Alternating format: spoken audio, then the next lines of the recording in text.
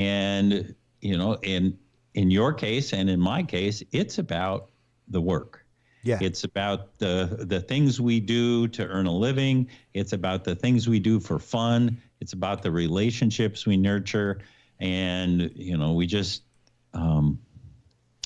there's nothing that brings me more joy than being able to share about shared death experiences and to be able to teach people how they're important to their individual lives, and for us collectively as a human species, it has great import.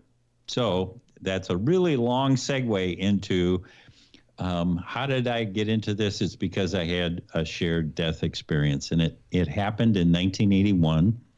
I was in love with a woman. Her name was Mary Frances Randall. And Mary Frances and her son Nolan had been out sailing on beautiful Lake Washington in southern Minnesota. On their way home, they were involved in a horrific car accident.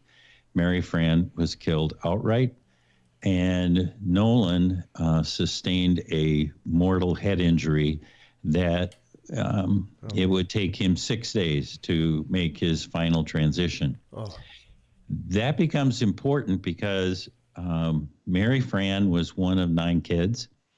And so when we gathered to hold vigil at St. Mary's Hospital in Rochester as part of the Mayo system, wonderful care, we had all kinds of time to, gather and be with Nolan as he's fighting for his life.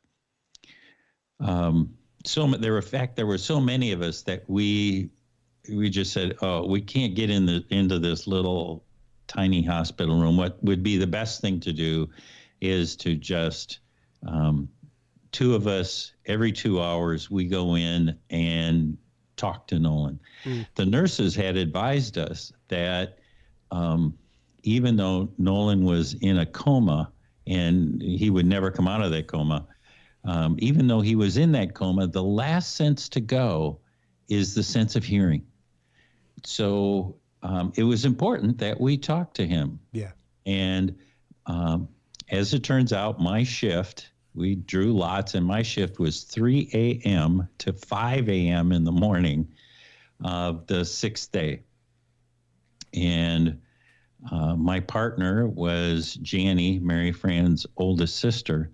And we went in and, we had his favorite storybook and we read him stories. And then Chris, we told him funny stories about his uncles who had, about midnight, gone through the Mayo Hospital and stolen the cushions off of the couches and put them on the floor of the waiting room so that we could, have some place to lay down and sleep. To lay down and be comfortable. Yeah. I mean, because there was like 40 or 50 of us. I mean, there was a lot of folks, and we'd used up the chairs in a quick hurry. And so there we were.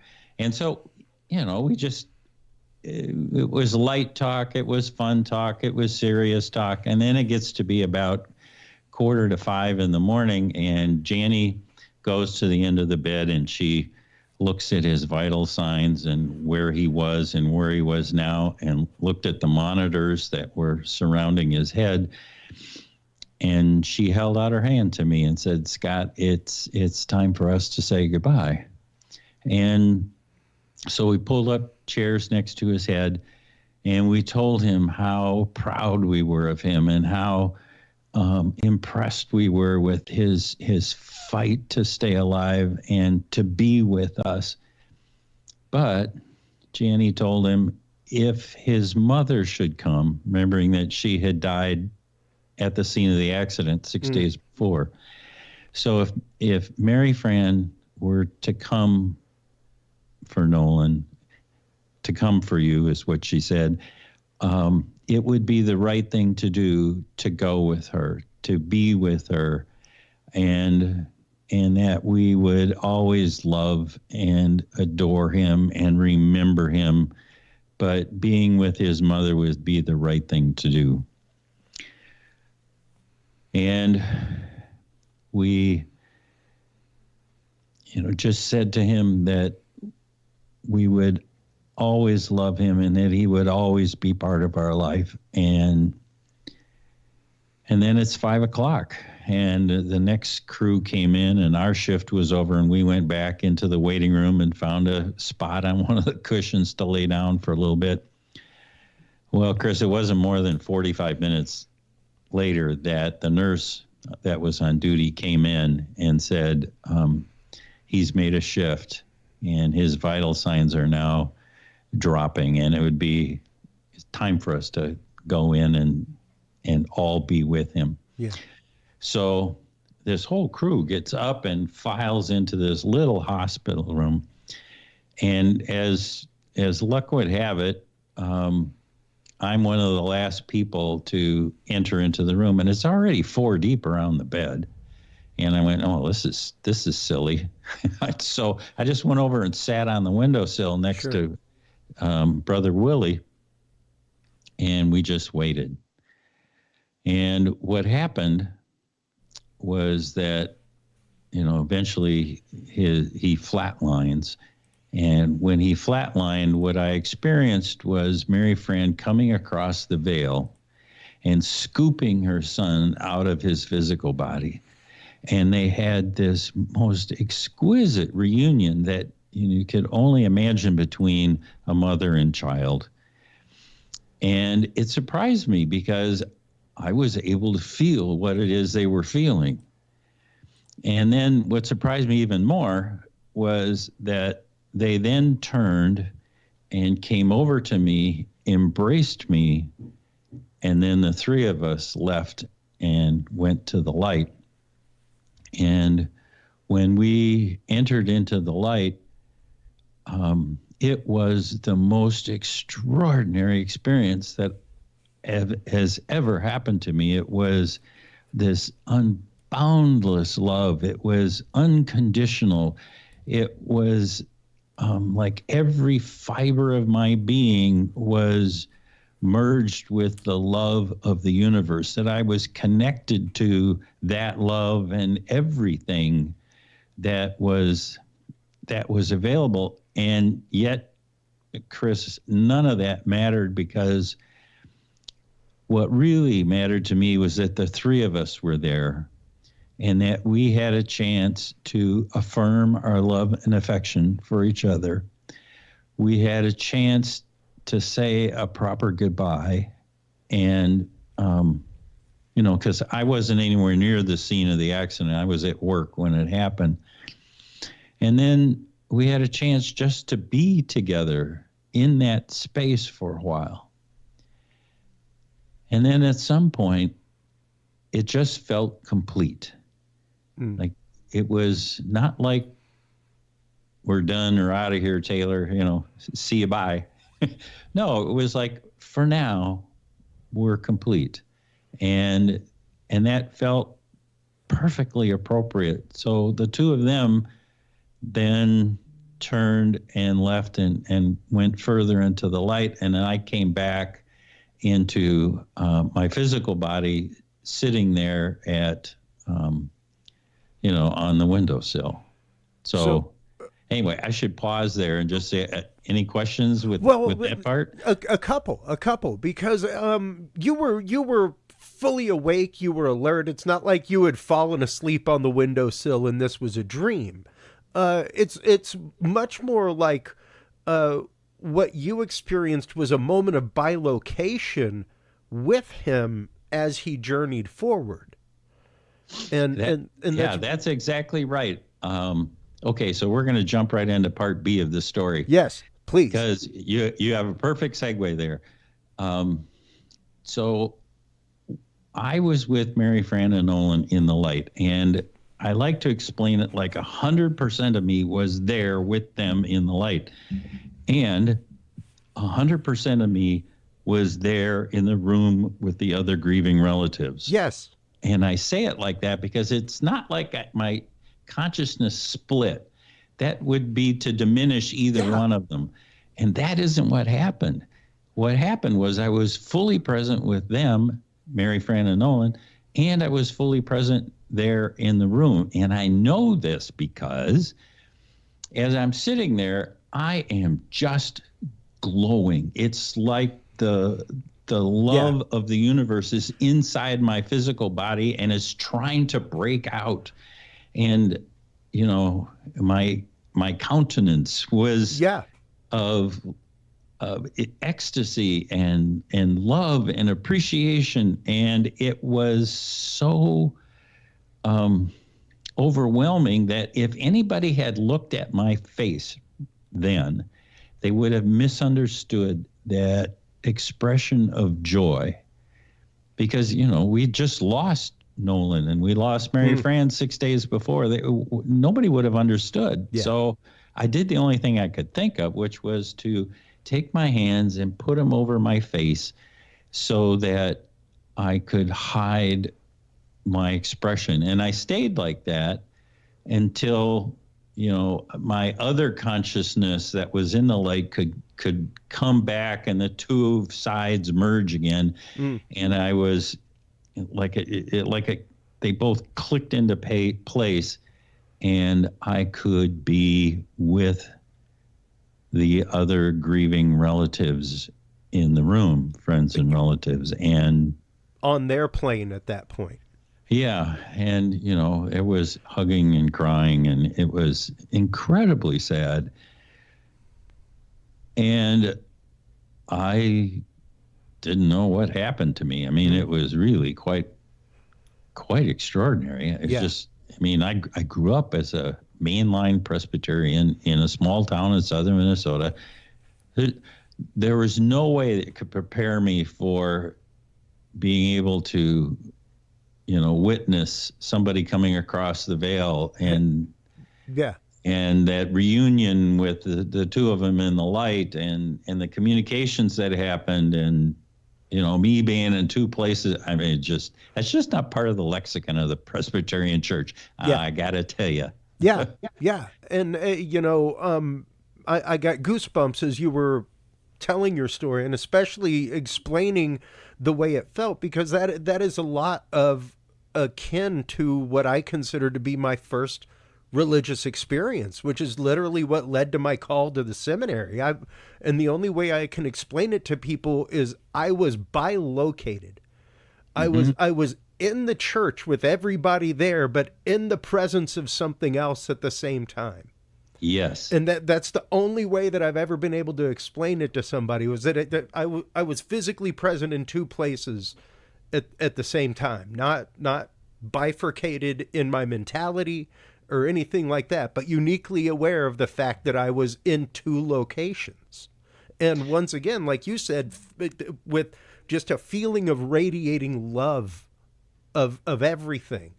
Yeah. And I was plugged into and connected with and merged with that love. It is an experience that is outside of descriptions. In fact, it's one of the things that I think is important for people to know. Please. Is that, let's put it this way, I was so grateful that my experience did not happen in English. You know, because when you put words on things, it puts boundaries on concepts. And that isn't the way it was, you know, when Mary Fran says, "I love you," that expression included all of the times that we had been together, and all of that exploration that we did, learning about each other. And it involved, you know, getting to know her son Nolan, and all of the future that we wouldn't have together, and the acceptance of our families. I mean, it's such a big concept that it would take months to describe it, but it happens so quickly when it's nonverbal. Yeah. It's so I am extraordinarily grateful that I didn't have to experience it in words. And the flip side of that is that it's extraordinarily difficult then to describe it in words. Yeah. So, you know, I'm doing the best I can for you, Chris. You're doing a fantastic job and a beautiful job, Doctor. And one of the questions that I have immediately is, of course, had you, when this experience happened to you, were you already on your path of work with the Monroe Institute and brainwaves and things like that? Had that experience in life happened to you? Had you already been using binaural beats? Was this perhaps because you know as well as I do, once you're tied into that, the whole idea is for it to be easier for you to hit a zone specifically. Yeah. So I just want to preface the fact that you had not begun your work in binaural beat therapy yet. No, So this wasn't like an adverse effect or something like that. I'm a 27-year-old, junior buyer at a department store. I'm fully integrated into a work life and, small town life. And, no, there was none of the spiritual stuff had really come across. And when it happened to me, the research around near-death experiences and shared death experiences says that when you have an event like this, it sparks intense curiosity. Yeah. And and in my case, I was in the light with Mary, Fran, and Nolan. I was there. I was conscious. I was able to clearly communicate. And if I had done it once, I knew that I could do it again. I just had to figure out how. Did you feel like it was the clearest communication of your life up to that point? Clearest and most unclear. Meaning, unclear of I'm purpose. Getting all of this nonverbal communication, and I don't know what all of it means. I can only be in the moment and be witness to it. And later, I would have, through many, many meditative experiences using binaural beats, begin to unpack that onion. Sure. That's a mixed metaphor. Let's try that again. Peel the onion. Yeah. There we go. But there's so much there to unpack that there are still things to this day. I mean, we're talking 40 years later here that I, just go, oh my gosh, that's what that meant. That's what it happens to this day. And, bless her heart. One of the most important things, especially for any experiencer, honestly, whether it's experience of the paranormal experience or of near death, experiencer of UFO, UAP contact. Sure. It's one of those, like, where do you go to get help? Because it's not like IANS was around in the force that they are now. It's not like the Bigelow Institute was just readily reachable, for their consciousness studies project that they have going on now. These things are burgeoning as we speak, and there are communities that are still, some of them, being built on the fly as things come about. And it's fantastic because it is a chance for people, not just of like mind, but of like experience, to come and share their experience without fear of judgment, and that's hugely important. Yeah, I'm so glad that you brought up IANS, because it is this I love them. Incredible well of knowledge. I mean, IANS has been studying near-death experience for 50 years. Their website is enormous. They have a huge archive of stories. And, they've got all the links to the research that's out there. Another one is NDERF, Near-Death Experience Research Foundation, NDERF.org. they have another set of experiences that they have. Not only do they archive them, but they've categorized them, so you can search them like you can at IONS. IONS has you mentioned it before, has the advantage of being or holding a conference every year. Yeah. And this year, in 2025, over Labor Day, it'll be in Chicago, so it's easily accessible. It's very reasonably priced. It is, actually. The speakers are fabulous, and it's the 50th anniversary of IONS. Oh, yeah. So they're going all out. And, anybody in the listening audience, I put that on your calendar. Oh, it's definitely a great one. And it's one that literally, I don't consider myself psychic by any means, or I would say, if anything, I'm maybe a little empathic in some ways. But that is one, and it's definitely something that, like, in my industry, I'm used to dealing with very large crowds on the order of 5,000 to 10,000 regularly. But man, walking into the conference room at IONS was like getting kicked in the gut with energy. It's so true. We know good from registrations that about half the people there have had an NDE, SDE, shared death experience, or some kind of significant STE, which is a spiritually transformative experience. Yeah. So you walk into the room, like you said, and the energy is just totally different. Different. It's beautiful. And, it's amazing. Everybody there, is loving. And frankly, those who've had experiences, it's right on your name tag. It'll say something like, "Ask me." Yep. And you could spend the whole 5 days just talking in hallways. Just talking in hallways. Having a cup of coffee. And anyway, so we love IONS. Thank you very much for making that reference. But the whole point of that is the fact of, yes, while they existed, it's not like you could go to your local public library for a near-death experience or meeting, where it's like, hey, let's go to a support group. Finding support groups, things like that, were much harder than they are now. Well, back then there was only one book that had been written, and that was by Raymond Moody, and it had come out 5 years earlier. So it was I love this word. It was a nascent study.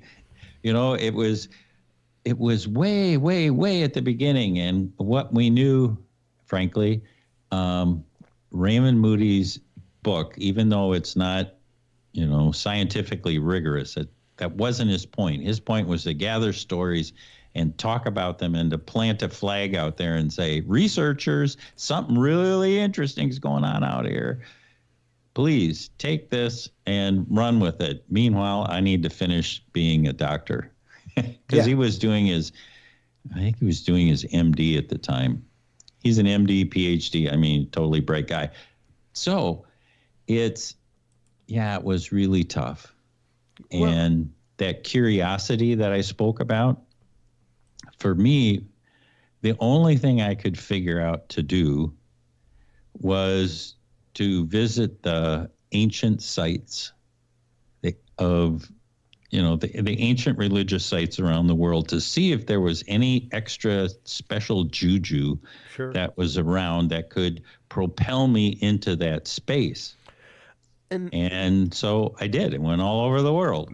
And I went to Machu Picchu and Stonehenge and the pyramids and the Sphinx and yada, yada. And for the most part, what I got was crickets. It's like, I just got great vacations all over the world.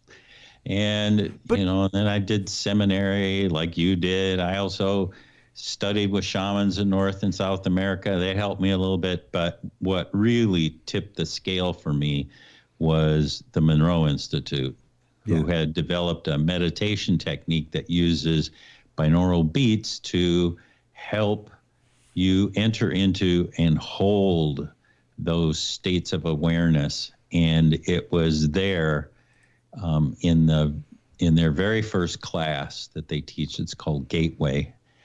That class allowed me to contact Mary Fran. Oh, wow. And in the second class that I took, it's called Guidelines, about establishing a relationship with your guide or spiritual beings or whatever. And it was there that I really solidified my relationship with Mary Fran and Nolan and other relatives of mine who had passed on. And so I did. I found it. I found the way to go there again and be with them and be able to continue our conversations. Yeah. Yeah. And you know, I love that segue into how it spiritually led you to, because it is one of those, it's an ecstatic experience. I don't think you can, even if you have a near-death experience, it's not a journey near-death experience. I don't know anybody that hasn't had their heart stopped or their life come that close that does not change in some kind of way or isn't seeking some kind of answer after, you know. And, you know, I'm sorry, but I have a little note here. I never answered your first question, which is, how are they different? How is a near-death experience different than a shared death? So many of you know that in a near-death experience, usually what happens, and that's heavy on the usual, that there is some sort of physical trauma to the body, and it's so bad that the physical body dies. And when it stops functioning, you know, our consciousness leaves our physical body, goes up into the non-physical world. It has an adventure. But meanwhile, back here in you know, physical world, the EMTs are doing their magic, bless their hearts, you know, and they got the paddles in the operating room, or they're on the side of the road at the car accident, you know, doing compressions, whatever they do, they reanimate the body. And then when that happens, of course, it just sucks back the soul, and, you know, and then the body reanimates, and they're able to tell of their experience. So that's a near-death experience. A shared death experience is virtually identical, except the whole physical trauma thing. It's just that part's is missing, because like in my story, I'm just sitting on the windowsill. I mean, I'm not hurt in any way. I'm just grieving. That's all, you know, and I was waiting. You know, I had never held vigil with somebody who was dying before. Yeah. You know, you just kind of wait and try to be empathetic. And so, but all of the things that can happen in a near-death experience can happen in a shared death experience, and the after effects are identical. So, you know, even the casual observer would say these two are really similar. Yeah. And it's probably that same energetic pathway. We just get there in different ways. And it's really interesting because as you describe that difference, it reminds me a lot of our conversation last week with Scott Goodrow, literally the difference between a ghost and a spirit. And the ghost is there and trapped in that way because of either trauma that they experienced on the way out or that they weren't able to process before they left, or possibly even your trauma of their death, because they're trying to be a spirit and stay behind to help you, you know? It's one of those, you know, the hospice workers will tell you that in a large percentage of the time, people will wait. People, meaning the folks who are making their transition, they will wait until you leave and go to the restroom or go to have lunch. Yeah. So they're alone, and they can, you know, make that exit gracefully. And it's not, you know, as a relative, you know, you got a lot of energy around keeping them here. Yeah. And when you go to have lunch, that energy isn't holding them back, and they can freely leave. And so, to your point, that's exactly right on. Well, and it's really interesting to hear that, you know, especially that you found the fact that hemisync and hemisync meditation, binaural beat therapy, can recreate this experience. So just a little primer. Please. For those of you who don't know about binaural beats, this is a very old technology discovered in the 1880s, and there it languished. Nobody knew what to do with it, and it was Bob Monroe in the 60s who determined that if you take, you know, a one sound and you put it into one ear, say 100 hertz, and you put a slightly different sound in the other ear, say 104 hertz, the brain tries to equalize the two, because that's how we determine where things are in space, in physical space. Well, it can't, because they're inherently different, and you're wearing headphones. So as a result, what the brain then does is it sets up a third tone, the difference between the two. And in my example, that would be 4 hertz. So, Chris, if you were wearing your headphones and I played 100 and 104 hertz, and you were, you know, a willing participant, relaxed, I would put you to sleep in a heartbeat. Because that 4 hertz, the difference between the two, that is delta sleep. That is deep sleep. Bob Monroe's genius was that he said, well, what happens if I combine them?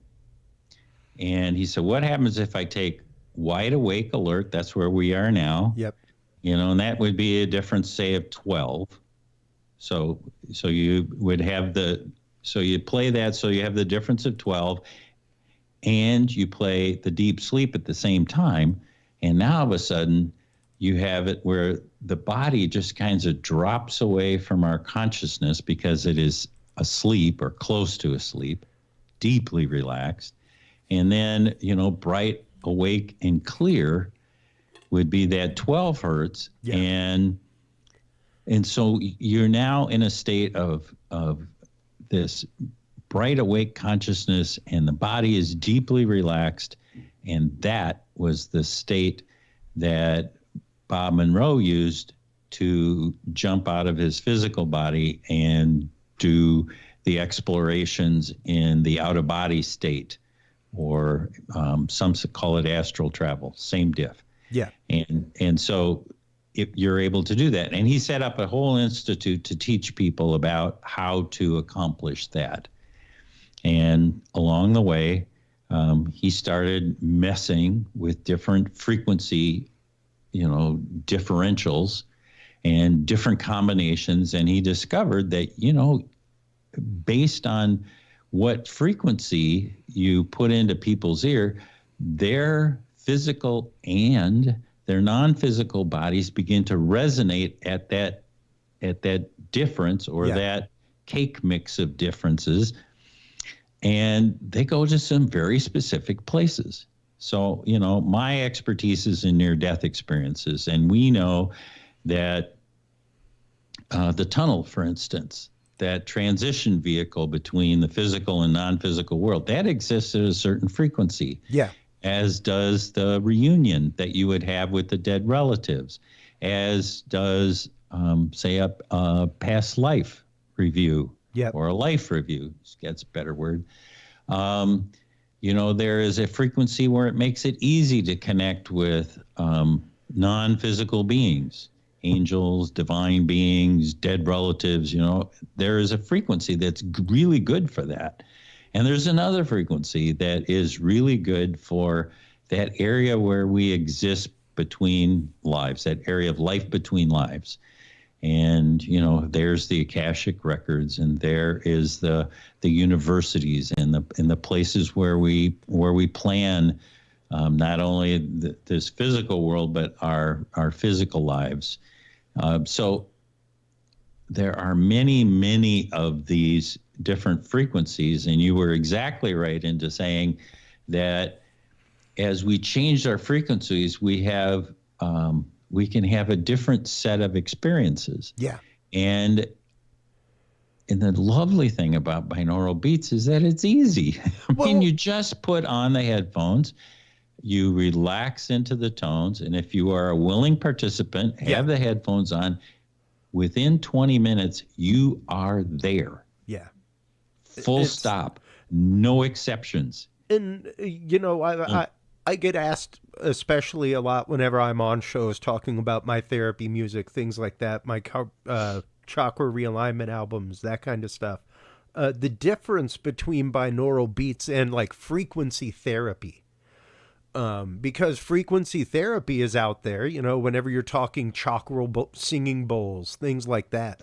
Absolutely. Pure tone therapies. And that is an immersion therapy of a frequency. Absolutely. The difference is one of them, I akin frequency therapy to going to the spa, and binaural beats of going to the gym. Binaural beats is like sending your brain to the gym because it's teaching your brain to literally create the frequency when it needs it. Amen.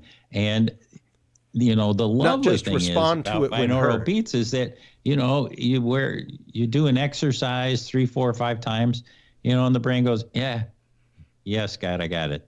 You know, I don't need the headphones anymore. All you have to do is remember. Yeah. And I'll take you right there. Yeah. And so you're not dependent on anything. It's a natural thing the body does anyway. We're just teaching it how to be there. Yeah. In a longer time period. You know, naturally we do, you know, have, you know, those aha moments that we have. Yep.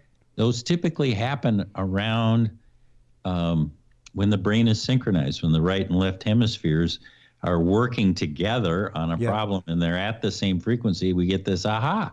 Yeah. And, you know, I solved the problem while I was singing in the shower. Great. Yeah. While you were relaxed, I mean, that's one of the things that I kind of go to sleep with intention about is how am I going to solve this problem? Yeah. You know, and going to sleep with that as an intended meditation to look for the answer to that problem or look for the answer for the wiring diagram to something, you know, how to cross wire it, you know, those kind of things. And it's fascinating to see how our brains are so willing to go down that path. And the fact that it really is the whole concept that we speak about regularly on the show, the idea of the frequency of the paranormal. And the fact that it's right there. It's adjunct to reality. The only difference is the frequency at which it's vibrating. So once you've been there, you can get back there. You may even be like a watch with a magnet, where once you're exposed to the magnet, you'll never quite tell time the same way again. You know? And you hit on an important topic, because when we enter into the non-physical universe, there are two things. One is that it's a lot easier if we communicate with symbols. Yes. Because they encompass so much information that it would take us, you know, a book's worth to communicate with English words. So it's a really valuable skill to learn this communication. And my second point has just drifted out of my brain. Anyway, well, it's the idea that once again, your brain, even when it comes to research, when it comes to sharing research, one of the things that you have to wonder is, you know, if you're sharing research with a researcher in Japan, is the language that you're using bilateral? Does it translate to Japanese in a cognate fashion where no means no, or are there 18 variations of no? You know, because if not, there's going to be some communication barrier there. And once again, if you get your brain used to speaking in symbol in that kind of way, there's a reason why music is an international language. It's because there's no letters there. We can all agree what a quarter note is. We can all agree what this is. So you can give some musician in China the same piece of music as a musician in the Amazon, and as long as they can both read music, they'll both play it the same way. Maybe with a little different inflection because of how they play. But it's a universal language that you can learn to speak. And brainwaves, getting your brain to that kind of space, is very much the same way, where our brains are made to recognize patterns. They're there. That's a part of our ingrained survival, is to recognize pattern. And one of the things that's really helpful when you're doing binaural beats is to have a guide. And that's why I love the classes at Monroe. I love the classes that I teach through the Shift Network. And, you know, one of the things that we emphasize, to your point, Chris, is that we've identified at least 10 different ways that you can communicate in the non-physical realm. The first 5 are easy because they're just duplicates of our physical senses. You know, visual, auditory, kinesthetic, smell, taste, you know, that's easy stuff. And then emotion, really helpful for communicating all kinds of things. Here's one I love, synesthesia. Oh, yeah. This is about where you take 2 physical senses or more and merge them. So you would say smell colors. And that has, you know, an entirely different set of meaning that you can associate with that. It's a little weird the first time it happens, but pretty soon you go, oh, by experience this smelling red, yeah, it gives me a whole new perspective on whatever it is that we're talking about. Yeah. Intuition, of course. Yeah, you know. I was just about to say it's one reason why the world of binaural beats and things like that is highly used in the world of remote viewing, because this is a lot of what translates over is that idea of kind of cross-wiring your brain and teaching it to take what you would normally consider to be random monkey brain thoughts. You know, like people think that you have to be some kind of like meditative guru to do remote viewing, and it's like no, it's actually 180 degrees, as opposed to like trying to silence the world and get to a point of zen. You're trying to give the monkey a typewriter. You know, like type as fast as you can, monkey. Give me as much data as you can. That's lovely. You know, and it's give the monkey a typewriter. It's odd. It's odd to have that, but once you get there, it's kind of freeing. You know, because it is a free association of things, and it may be the fact that you can't associate the color red, but you can taste it. You know, and it's interesting to see that amongst the remote viewing community, people who are better at seeing colors, people who are better at feeling colors. Yep, you know, exactly. And so the last 2, I don't want to leave people wondering what the last 2, synchronicity. In the physical world, all kinds of things will just show up and out of place. You know, a really common one is like cardinals will show up out of place, and they typically are harbingers of recently departed people. So, you know, it was like, really? Why are you here? You know, and you know, they're pecking on your window and you haven't ever seen a cardinal. Anyway, that's an example of that one. And the last one is imagination, creativity.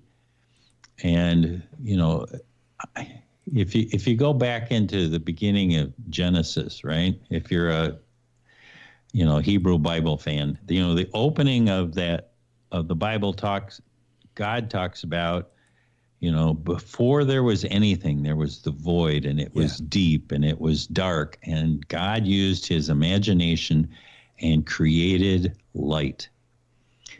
You know, it didn't exist before. God had to use creativity, imagination to create something that hadn't existed before.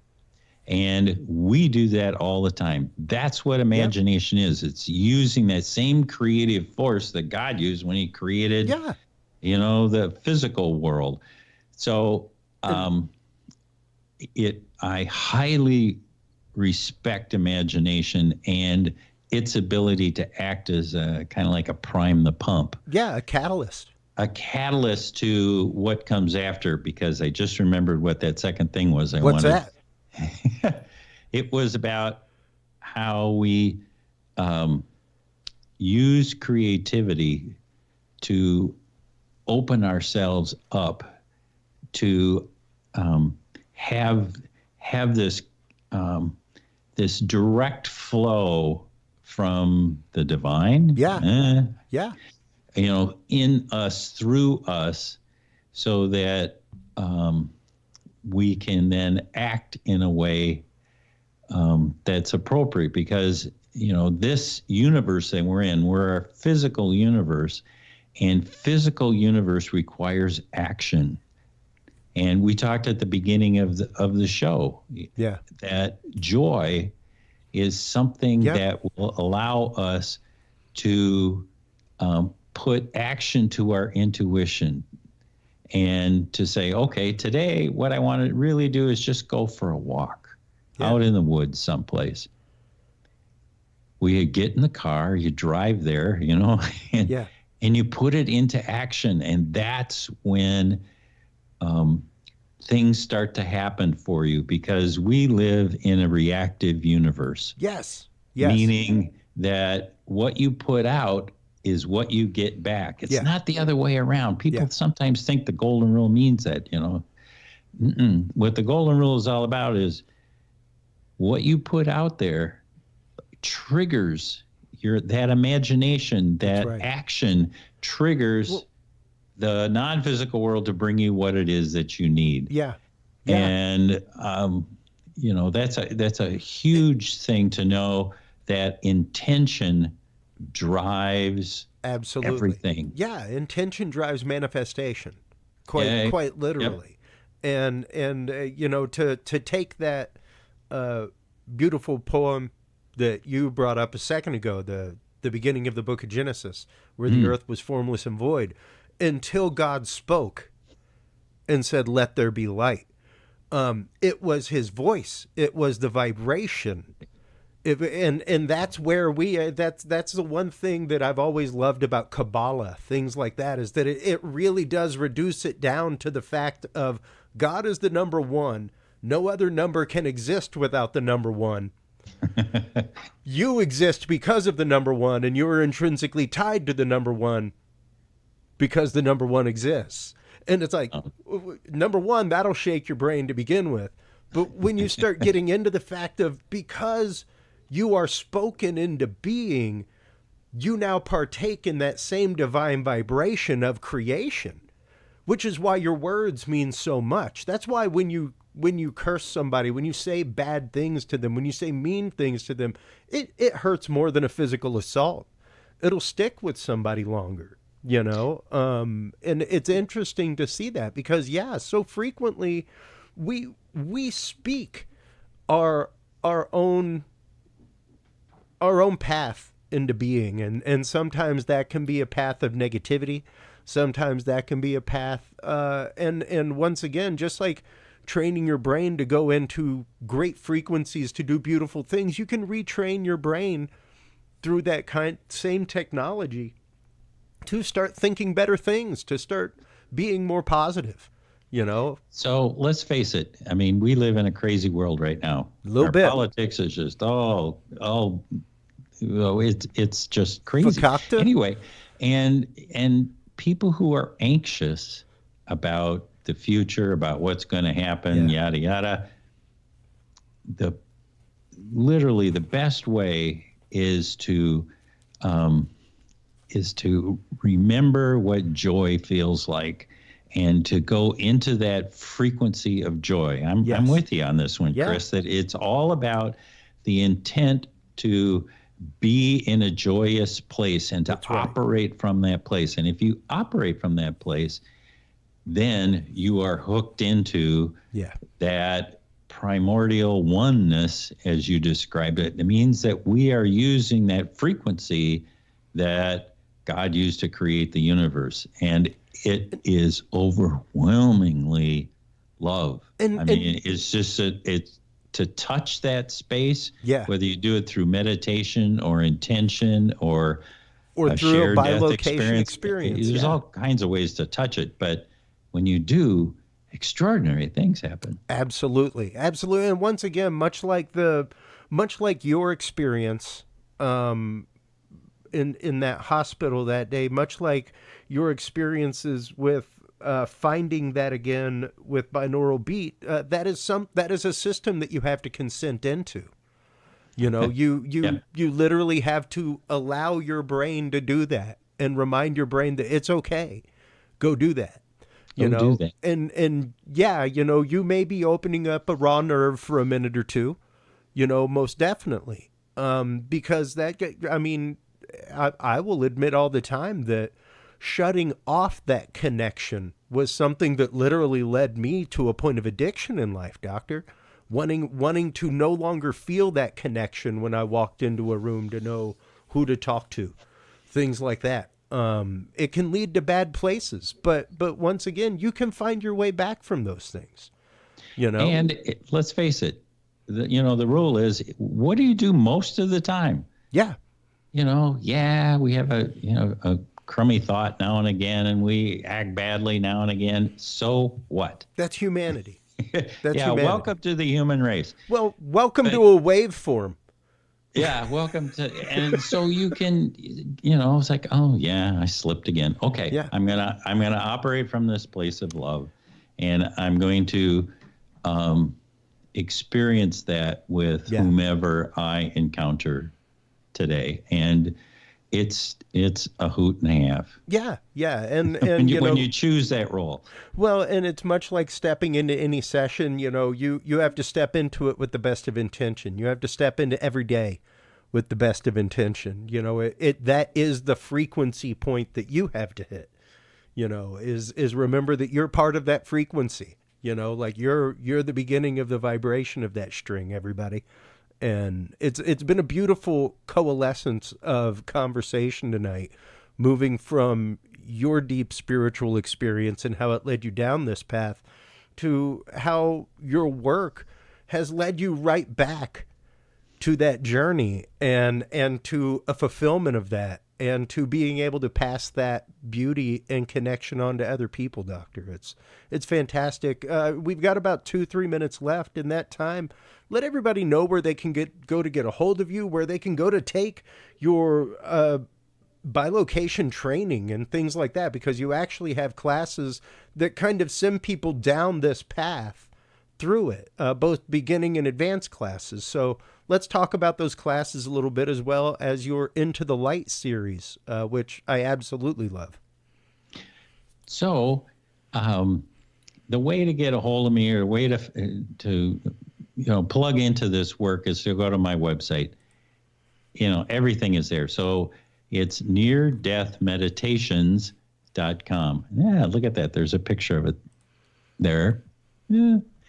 And there you can find out about my albums, which are an easy way to get into this work with binaural beats. And, they're only $25 a piece. So, great. I mean, it's incredibly affordable. However, as I mentioned before, I am a big fan of having a guide and somebody that can tell you, okay, turn left, turn right, do this, do that, and it'll help you get where you want to go faster without as much frustration. I have been teaching a series of classes for the Shift Network, and those links are on my website. And essentially what we're doing is we are using binaural beats to take people to the various places of a near-death experience, so that they can learn to operate in the non-physical universe and to be able to be connected to that. And so I have there's 4 classes that are on the Shift Network that you can take anytime. They're on demand. And we just found out today that we'll be teaching another series of classes on bilocation, both intro and advanced, starting in September of 2025 for the intro class, in January of 26 for the advanced class.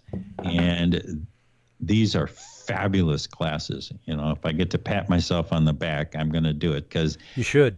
These are really, really helpful for entering into states of expanded awareness, being able to hold them, being able to communicate while you're there, that whole symbolic language thing we were talking about.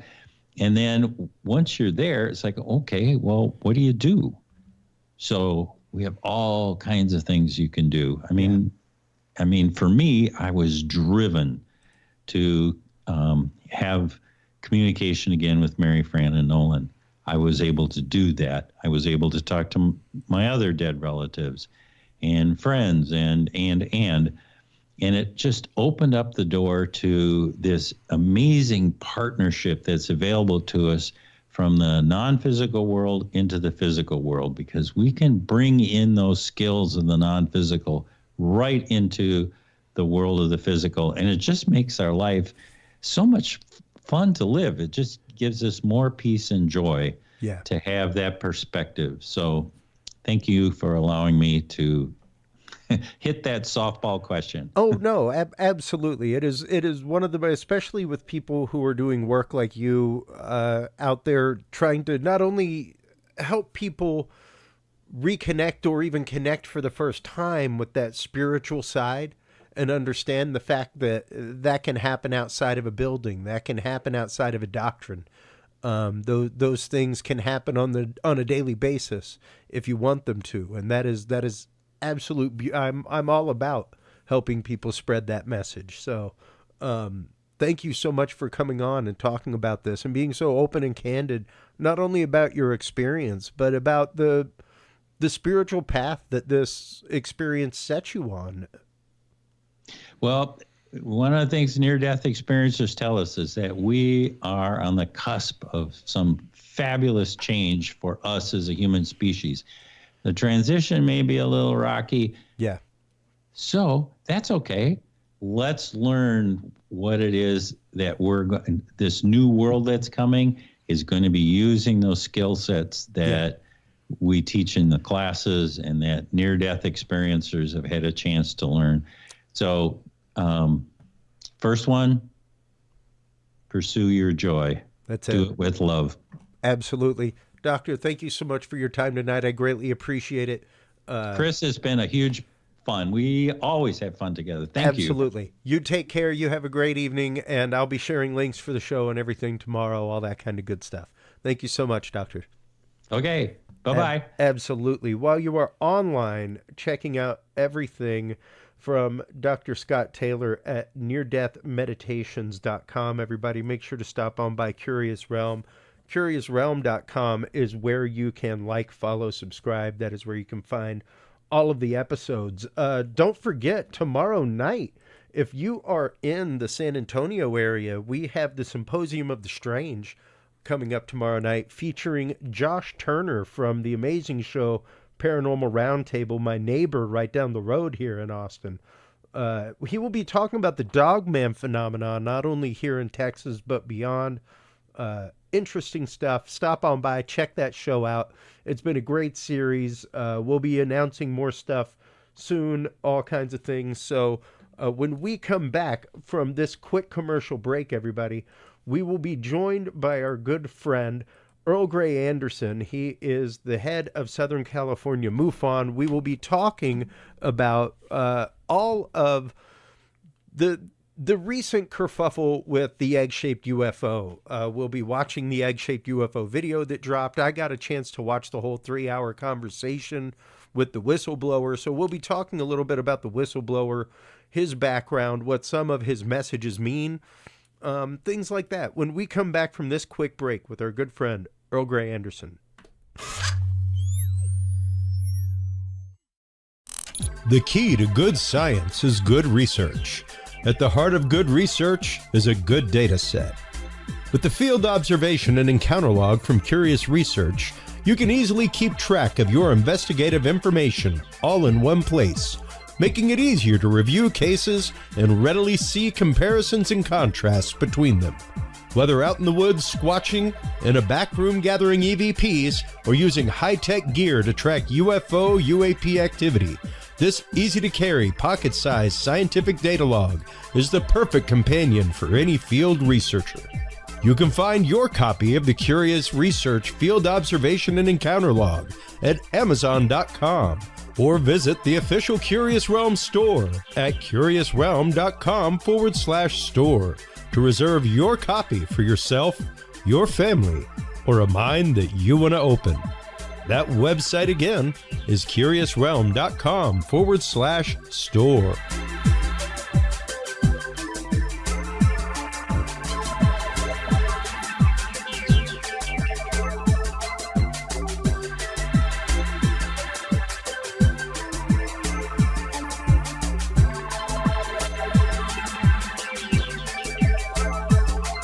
Well, hello, everybody, and thank you so much for staying with us through that quick break. Also, thank you so much to our sponsors, especially True Hemp Science.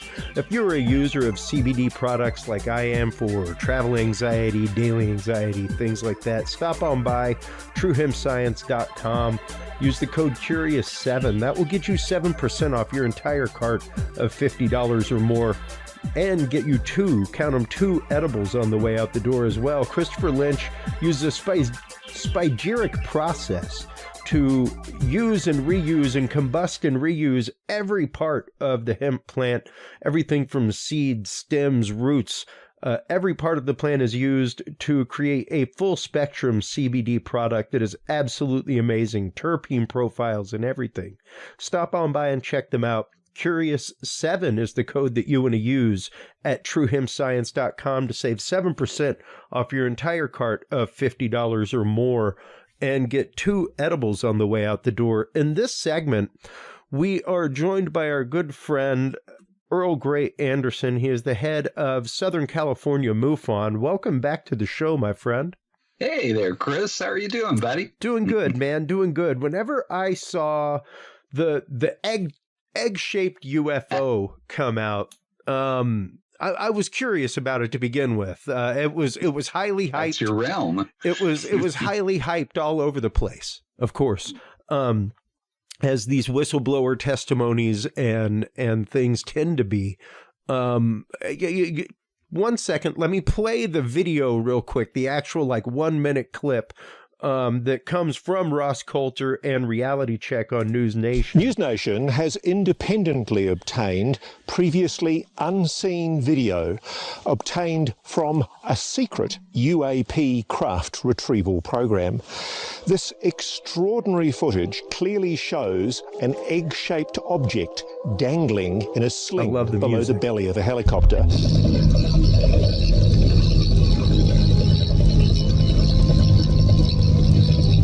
Now, that is the video that was shown, pretty much the video that's been out there.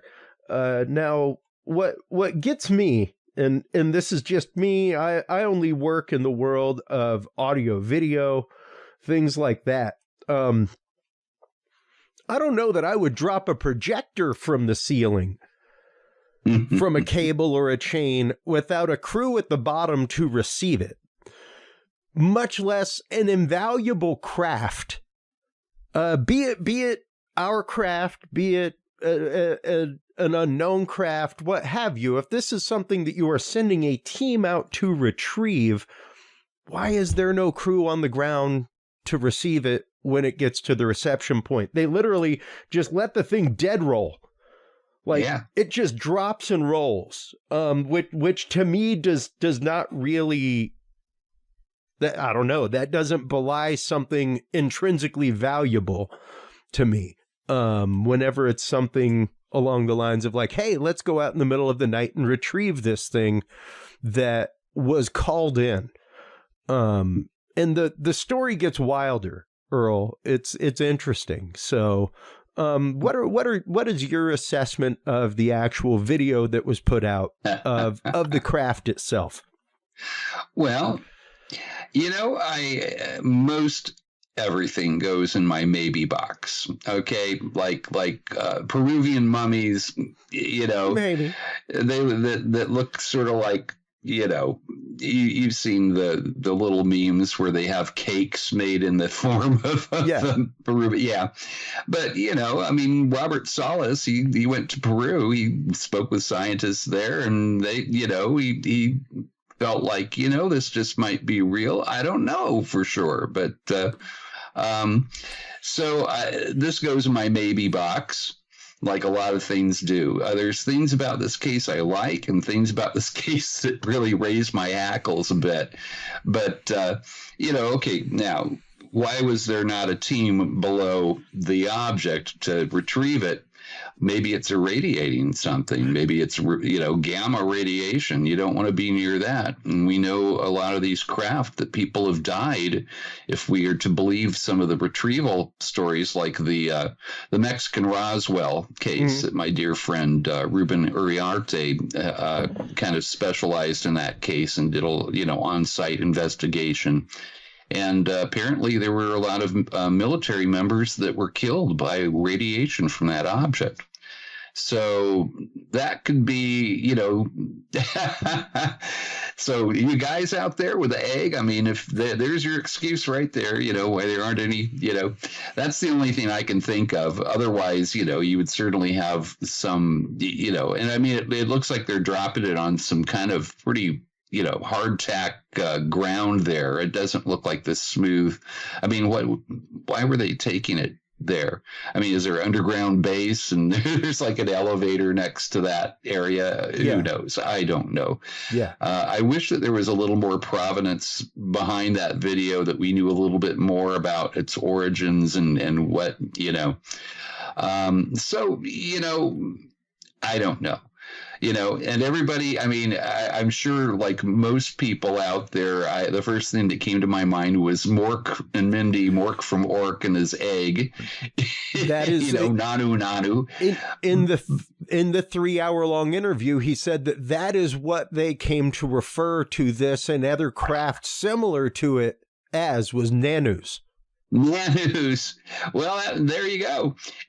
But I will say, there's a history of egg-shaped UFOs. I mean, the Lonnie Zamora case from New Mexico, egg-shaped UFO. It happened to have little landing legs, but, that was one of J. Allen Hynek's favorite cases. So, and there you go, it's egg-shaped. So, and this phenomena sometimes just seems to have an intentional note of absurdity in it. It's almost like a signature. I mean, some of my favorite cases, if you look at them, I mean, this is why some of the scientists roll their eyes and scoff. There's like this silliness in it, like Monty Python is, writing history. But some of that may be intentional, that, it's kind of poking our idea of science in the eye, because we're still thinking in Newtonian terms. Most of the scientists I hear, Neil deGrasse Tyson, and they're kind of coming at things from a Newtonian perspective, and we know that the universe is based on quantum mechanics. Yeah. And it's like voodoo and magic. It's why Einstein hated it. It's like God doesn't play dice with the universe. Well, apparently God loves a nice game of dice. Yeah. Yeah. It's all about a game of dice. Perhaps our visitors have a bit of a ironic sense of humor. So why not a big Easter egg, send them on an Easter egg hunt. Yeah. Now, an Easter egg hunt is where it begins. I mean, quite honestly, we're talking about somebody that is claiming a history in the world of intelligentsia. Once again, I find it fascinating that all of the whistleblowers coming out all come from the world of intelligentsia. CIA, And, now granted, Jacob Barber said that he was recruited out of high school in a program, the GATE program, he called it, and was taken to combat control from there and put through a pipeline of side programs. His actual day job was was right there at Dash 21, which is based in California. And Dash 21 quite literally is a rail shop. His job in the military on paper was actually an aircraft mechanic based in this shop that specifically dealt with transport of cargo.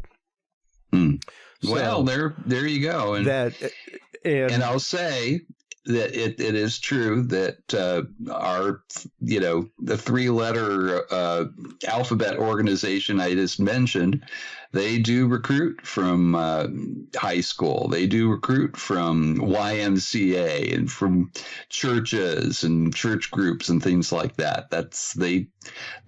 I have heard multiple times, and I think my mom might have been one of them.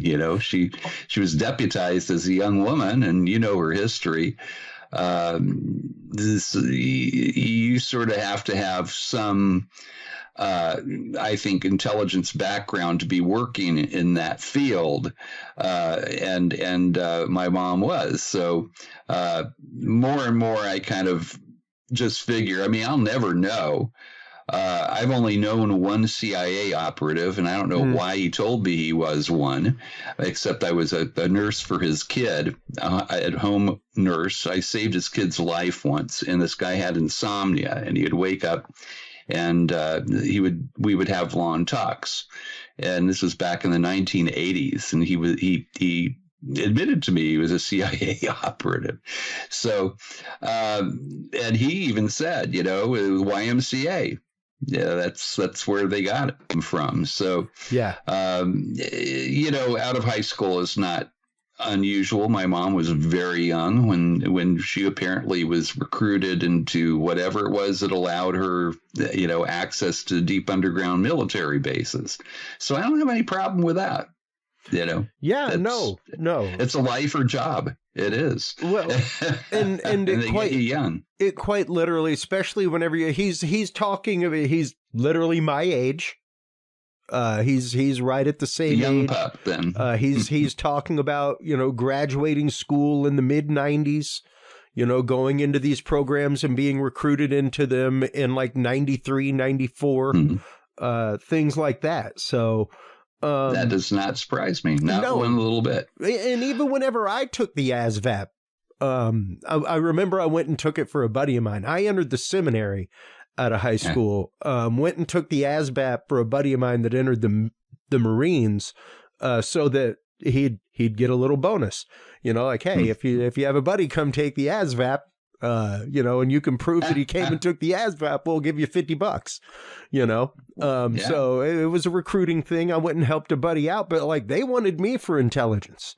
Wow. They were like, you seem to be really good at this part. Are you sure you didn't take that job, Chris? I don't know. I never know. But it is one of those, like, yes, like when you take the ASVAB, you will find out like immediately what at least generally they're looking at you for, things like that. But to know that this guy was put through, as he called it, quote, club skills training, and went and took paratrooper training, went and took, special weapons training, stuff like that. And even helicopter training, which is what led him into the work in the private sector, working in security and transport, which is how he ended up on I have no problem whatsoever with believing Jake Barber's story. Yeah. And, something else that stood out to me strongly was, people are laughing about it, and some of the nuts and bolts people are, rolling their eyes about it. But the psionic element, as he put it, the psionic, that there was a telepathic communication with him. This is not an uncommon thing. I've heard it from so many military witnesses who have had face-to-face encounters with our visitors. Yeah, and other really good witnesses on good cases. And I always hear the same kind of the way he described it. He said it was like this female energy, that he felt this great love coming from this female entity, and that there was a note of sadness in there. And that really got my attention, that note of sadness, because I've heard that so many times from so many. I've heard this from, the exact same language from, and I'm not going to mention what aerospace company, but, a big mucky muck from an aerospace company that is part of the military industrial complex has 90 engineers working under him. And he had a visit by the little gray guys with black eyes in his room. And I have to take this guy very seriously. He has all the provenance behind him, and the degrees and I did ask to see a badge. He was who he said he was. Yeah. And he mentioned the same thing, that it was this great love with a sadness, like maybe we're either disappointing to this intelligence, like we haven't really, that maybe, we haven't passed some kind of test to enter the Federation or whatever is in charge of all this stuff out there. Well, and there were some interesting things brought up in the interview with Jake. Once again, the idea of psionic communication, not just the idea of psionic communication, but the idea of psionic communication and control of craft.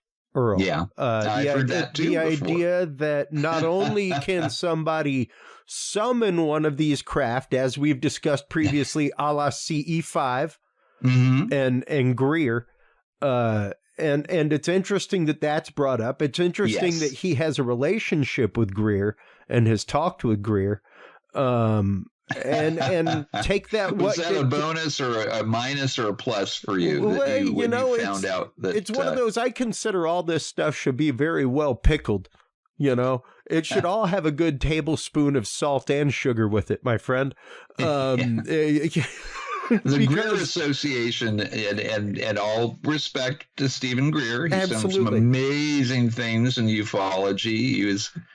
There's also been some very divisive things within the community within the last few years. And there are things out there like CE5 that, I am a big fan of the concept. I love the idea. I think the issue comes to bear at some point, though. Many of the people practicing these protocols are not adepts in the world of psionic communication. And is what they're summoning an actual craft, or is it something else that may not have good intent? And even last week, when we talked with Michael J.S. Carter about the idea of Project Bluebeam, and the fact that, many people in the community, interestingly enough, are talking angelic orbs and demonic plasmoids and things like that. And that was quite literally something brought up by Jake in the interview with the psionic communication, was the idea that many people with this psionic communication believe there to be this dichotomy of things being presented between good and evil. And he very black and whitely said good and evil. Angelic or demonic, if you want to call it that. Yeah, I don't really pitch in with that stuff. And Greer doesn't at all. Greer doesn't at all. He will claim that there will be zero negative communication through a CE5 protocol. that these things have no ill. And granted, hey, no doubt, my friend, if they had ill will, we would not be here. We would all have a big backpack full of gold on us coming out of a mine, working for the Anunnaki if that was the case. You know, I mean, quite literally, if they were traveling from beyond star systems and had technology that we could not stop or detect, I mean, we can barely detect an asteroid before it hits us. Yeah. Much less something zooming in at the speed of light. So yeah, if they wanted to destroy us, it would be a flick of the finger. It would not be any great amount of effort for us to be look gone. What a virus does to life on Earth, you know. So, I mean, you know, you can read The Stand by Stephen King and see how easily it would be to decimate humanity. And I'm sure that if you're able to, you know, cross the great gulfs of outer space, light years, you know, you know how to do certain things like that, you know, extermination. And I that's why I don't really pitch in with they're here to eat us or to, you know, take over what, you know. Our defunct systems. I really don't pitch into the evil, you know, ultimate evil and ultimate good thing, though. The angels and demons thing really kind of gets on my nerves. I think that if you look at this phenomenon through human terms, that you're going to get human answers. Yes. And it's going to be, you know, it causes, you know, a lot of misconceptions in ufology. And I think that you have to realize, nobody has to do anything, but the way I feel is that we have one intelligent race that we have to examine here, and that's the human race. Okay. As of yet, you know, people have had contact episodes, but, you know, at least I don't know any scientists, at least who will tell me, you know, that they have done psychological or anatomical investigations of our visitors. So my guess is that they're probably kind of like us. If you have free will, you're going to have good guys and you're going to have some bad guys, but most are sort of in the middle somewhere.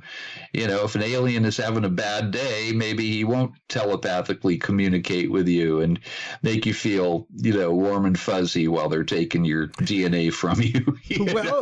And we've had that discussion too, you know, even the idea of what we project onto them. When it comes to that kind of interaction, you know, like that, the fact that we see it as invasive, do we see it as invasive whenever we go snatch up a male lion to make sure that they keep progenerating, you know?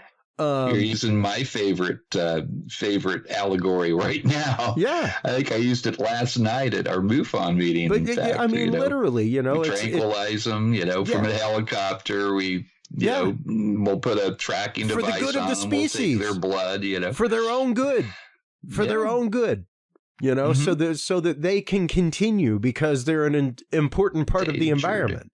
You know, so yeah, who's to say that isn't what's happening with abduction and things like that? And it is questionable. Once again, Dr. Greer has done some what I consider to be pretty divisive things in the community. I think that there have been quite a few divisive moments injected within the community and within the conversation over the last simply year. Everything from Dr. Greer saying that the Betty and Barney Hill episode was a case of my labs, to the recent documentary, which has led to lawsuits from Peter Robbins and others regarding the New York UFO case. You know, these things are, I don't know if they're being injected in the community to necessarily upset things or to cause a dialogue that might be destructive, you know, because definitely that's how you keep witnesses from coming out. That's how you keep people from wanting to share their experience. And it's definitely how you keep scientists from wanting to be involved. You know? I agree. You know, good old Robertson panel, 1953, ridicule them, trot out your scientists ridicule them, and, say that anybody that, says they've seen a flying saucer is crazy. And now it's, that's being attributed to those who are contactees, experiencers. That's their past mode of operation. So I imagine it seems to continuously be that. And that's a difference I have between myself and Stephen Greer. I don't think that it's all roses and Viking looking aliens that are doing stuff. That's not what I experienced. Yeah.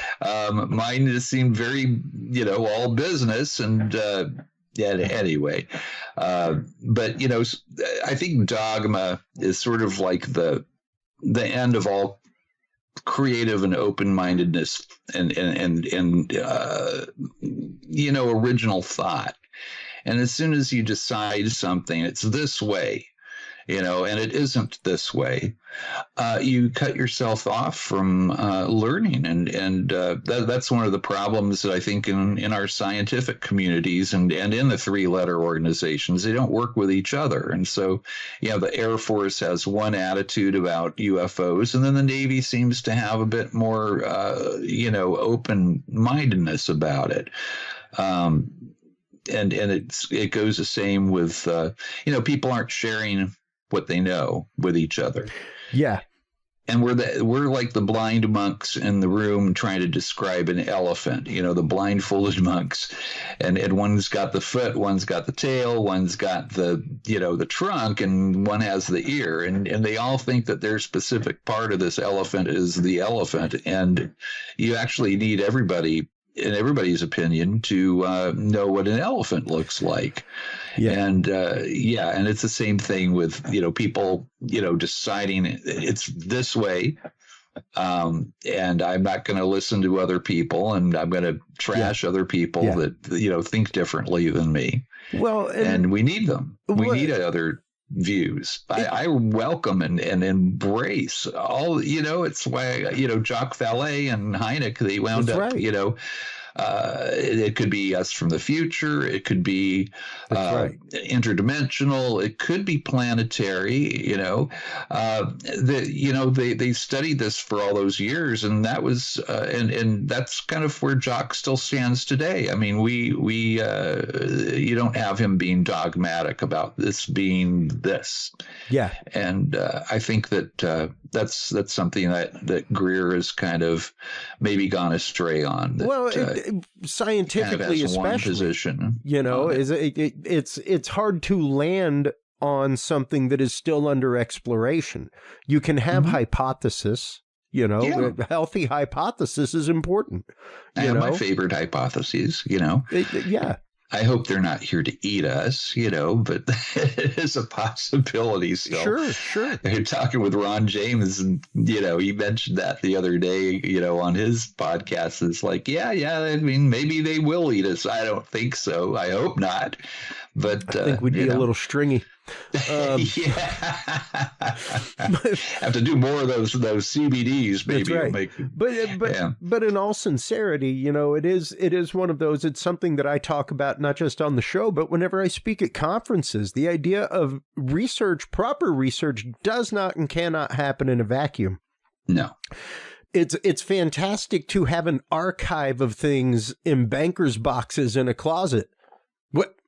Good God, I hope somebody gets a hold of them after you die. Yes. Because otherwise, how is that data being shared? How is it being used in community? How is it increasing even the world of known quantitative? Like, hey, I'm all about red circles on a picture.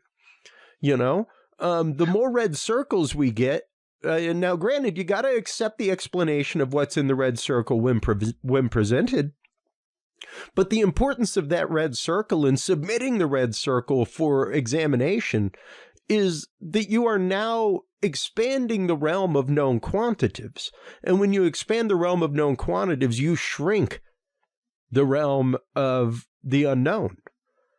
So they're doing carpentry work out here. I hope that's I can't hear that at all. You're all good. Okay. But in all sincerity, it's one of those, like, only through expanding the world of the known quantitative do we narrow down that gap of the 3 to 5%.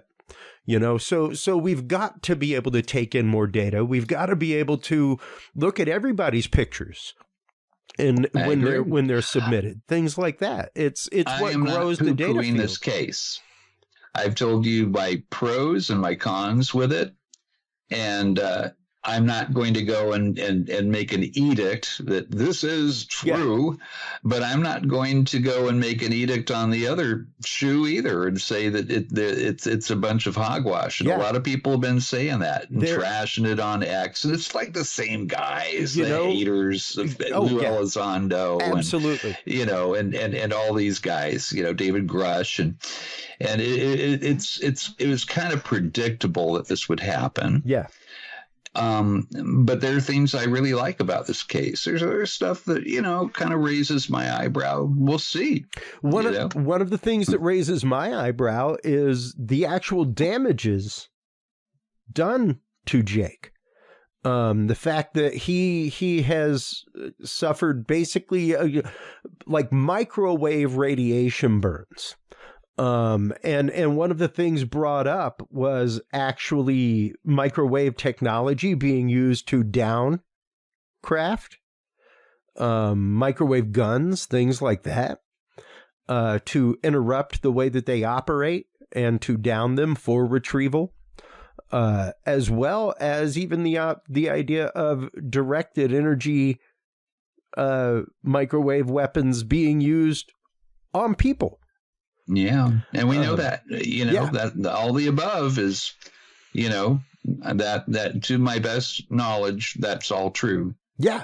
Yeah. And people suffer effects by getting too close to a UFO. I mean, I see it. I hear about it. I mean, Dr. Stankovic gave a fantastic presentation on the world of Havana syndrome meeting. Yes. UFO UAP, and it's something that I've talked about. I mean, we talk about Havana syndrome and targeted individuals regularly on this show, so it's something that I am very, very well versed in. The idea of microwave weaponry and being able to target things with microwaves. It's fascinating technology, but it's also one of those, if it's being used for that, because that was one of the things brought up in the Immaculate Constellation hearing that happened, was that there were people, this being one of them, who were injured in retrieval programs. Yeah. That they couldn't acknowledge the retrieval program, but they were fully on VA benefits. Yes. From a retrieval program. Well, isn't that interesting? And yeah. And I will say, I mean, there's the UAP Medical Coalition that's out there, and I've attended some of their Zoom meetings and stuff. I wish I could contribute more of my energy and time to them, but I'm so busy what I'm doing here, But they've done some deep studies into this. So has MUFON. Kathleen Martin spearheaded some studies into this. And to the best of our knowledge, there's people that have suffered some health issues from getting too close to a UFO or by, even visitation stuff. We see sort of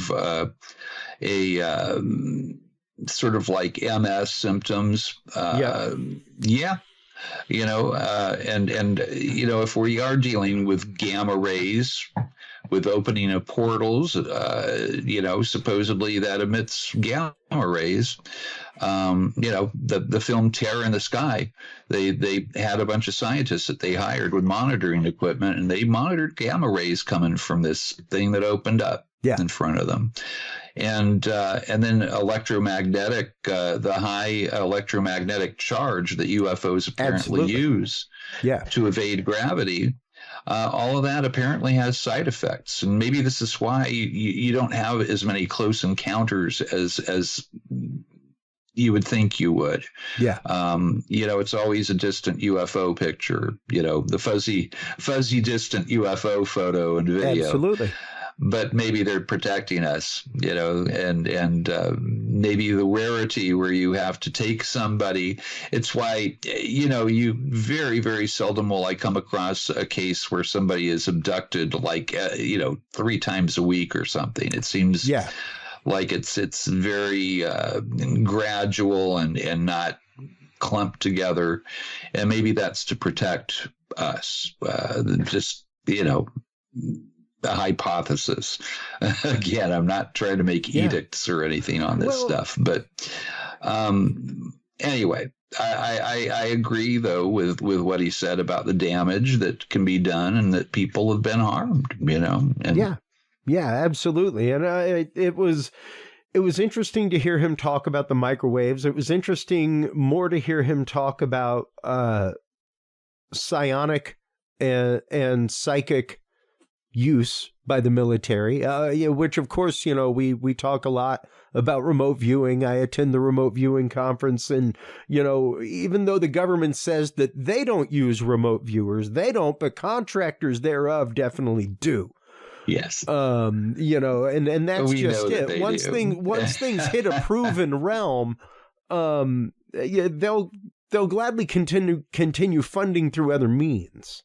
Because at that point you can use it in covert ways, and it's not like you have to task a military group with epaulets on their shoulders or something like that. Because as they talked about in the News Nation interview with Jake, once you put it in that chain, it's subject to a different set of rules. Yeah. Once you put it in the world of military chain of command, full control in that kind of way, instead of in the hand of private contractors, what have you. And that's a lot of what he talked about being on range. And let's hear a clip from him real quick about being on range and some of the things that were seen on range. That's being used by the U.S. government and its partners. I mean, I guess we all expect that there's technology that we don't know about that's being kept confidential for very good reasons, because the United States doesn't want foreign adversaries to know that it has an aerospace advantage or a weapons advantage over a potential rival. Yep.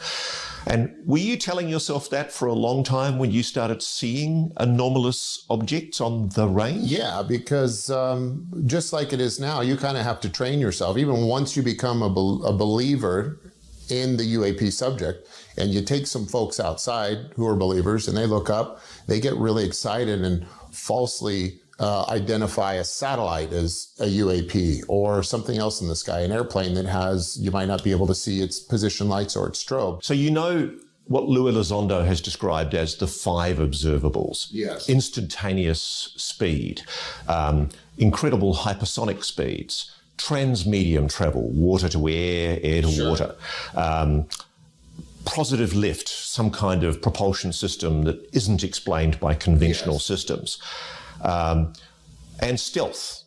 So you were seeing objects that complied with those weird observables. Yes.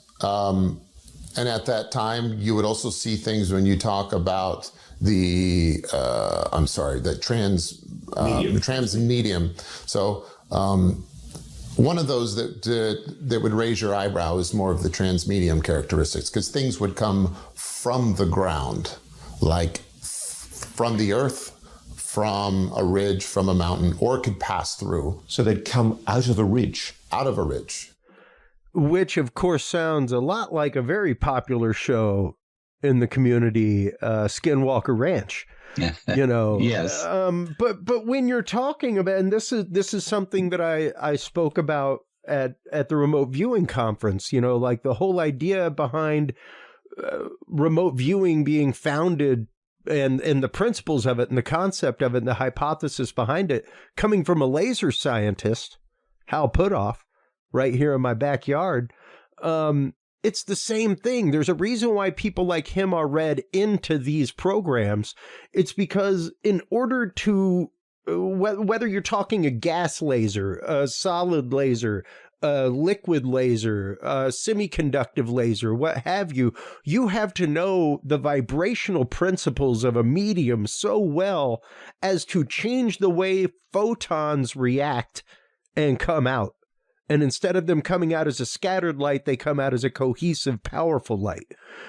So to understand that transmedium concept, to understand the way that a vibrational field can affect something, is massively important to not just the science of lasers, but the science of UFO UAP study. Sure is. Sure is. I agree with you 100%. And I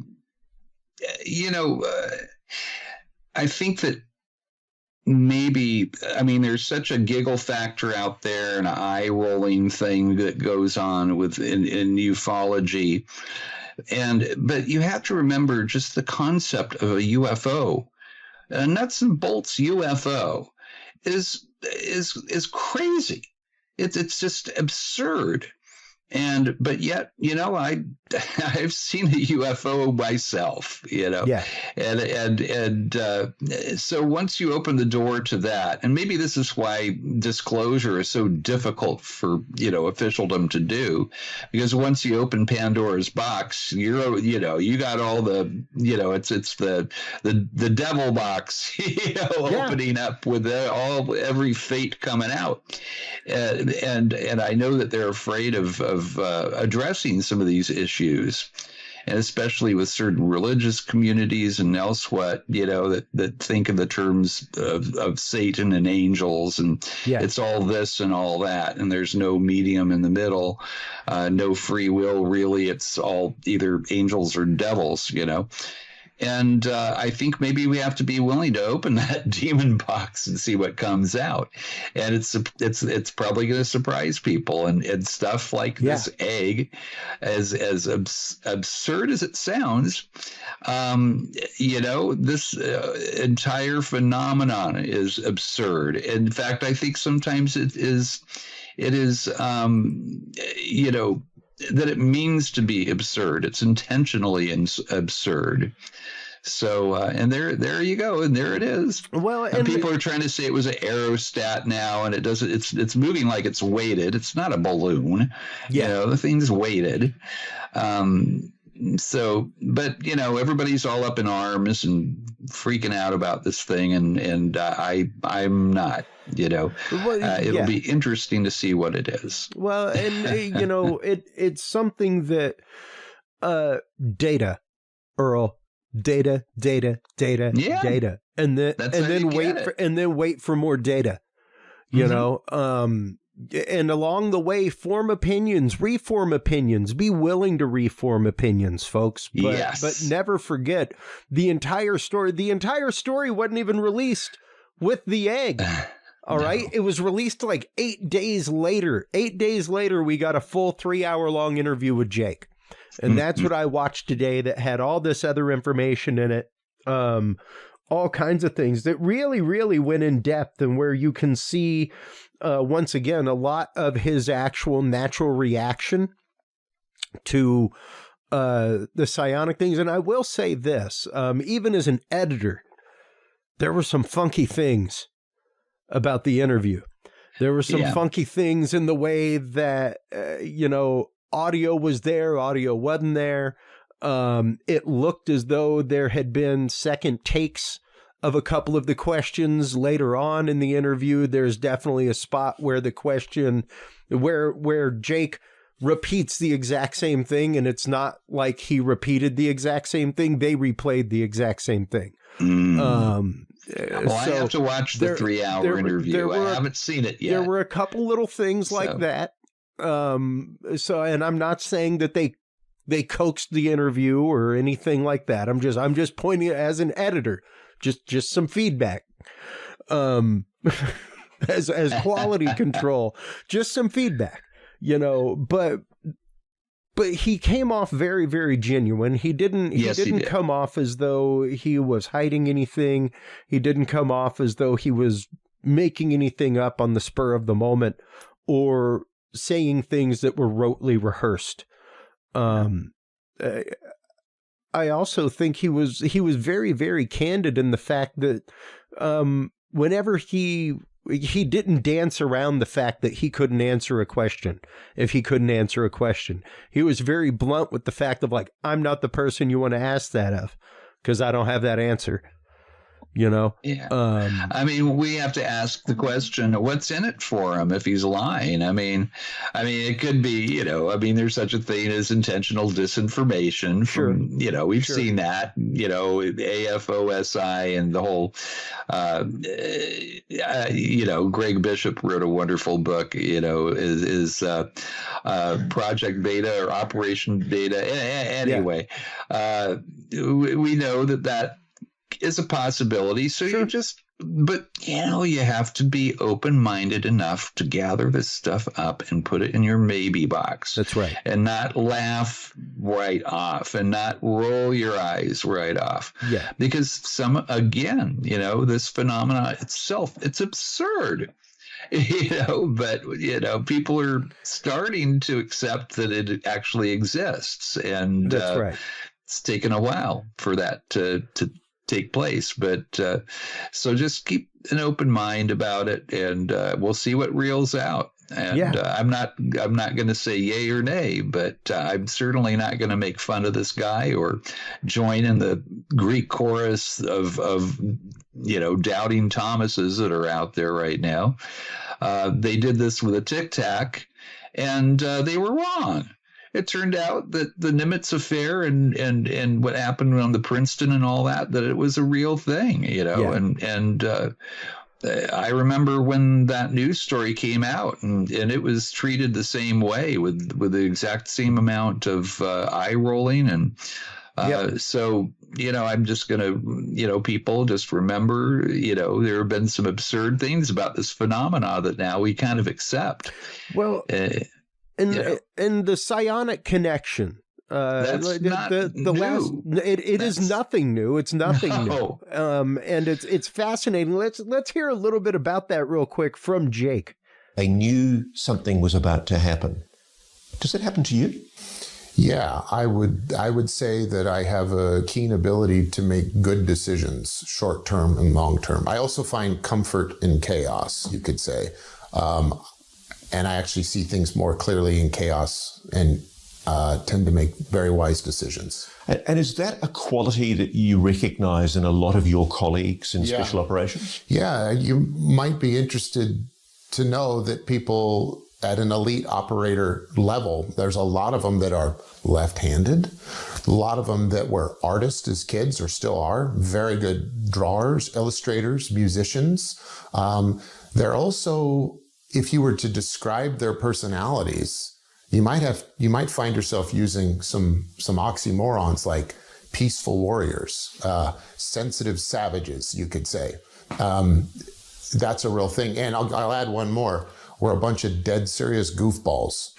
So there's this dichotomy between feminine and masculine at the extremes that I don't know if you could go as far as to say is the big blue Air Force and the big black Department of Defense knows what they're doing and they're prospecting for these kids at a level and they're planning this long-term, well-thought-out path. But what you will find is that we end up making our way there. Something made you connect with. That's fascinating. The idea that, really is. Once again, that they are looking for that. And it's interesting to know that I remember when it came out that the military was actively watching gameplay and how people played games and looking for people that were apt in that kind of way and recruiting from that.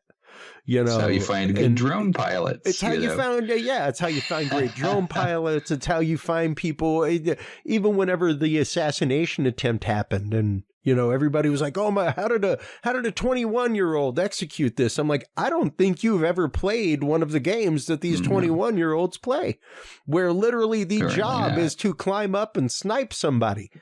Like, that's your job for the day. Welcome to your job in the 5-man crew. You know, so and when that's literally used to train things, it's interesting. And when you hear Jake later talk about NHI, that has been a huge buzzword in the community for a while now.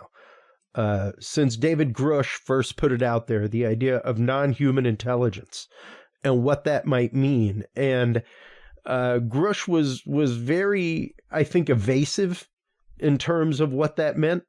But Jake was very forthcoming with that, and the idea that not only is the craft intelligent, but the beings inside are not. And he referred to them as like robotic meat. Wow. Like well, meat, that kind of explains why they don't mind crashing them. Meat robots. Yeah. But I've heard avatars used, or like replicants, like from Blade Runner. Yeah. And that's why, perhaps why you don't mind crashing. That's just it. Into Roswell and losing your pilots. Yeah. They're maybe temporary. The drone part of it is the pilot. And that's what's interesting, and that's why the psionics work. That's because it's the craft itself which is intelligent. Wow. And that was the flip-flop that he popped in there in his interview, was the fact that the craft is intelligent, the thing piloting it is not. And that's why the psionic people and the people using telepathy, as it would be called in normal, or I guess everyday nomenclature, I firmly understand the reason for psionic control instead of telepathic control, because telepathic control denotes intelligence. You know, it denotes that you have taken over an intelligence, and that's not the case. Yeah. Even though you're psionically and could psionically control the craft and it responds to you, it doesn't mean that you have telepathically taken over control or what the intent of that craft is. Boy, that's so interesting. And it's fascinating. And, this is one of the reasons why I am a fan of UAP, Earl, because the definition changes everything. It changes everything. It changes the way you look at the phenomena, not the object, because it may not be an object. Yes. That you're looking at. You see? Yes, I do. And I get that. I still like to use UFO just because I guess I love it. UFO nostalgia or something, I'm with it. I get it. The term, but no, UAP is probably a better term because it's the phenomenon. It's unidentified, anomalous phenomena. It's not even an aerial phenomena anymore. They've changed that up, and probably in a good way. Yeah. If they come out of the ground, and I believe they do.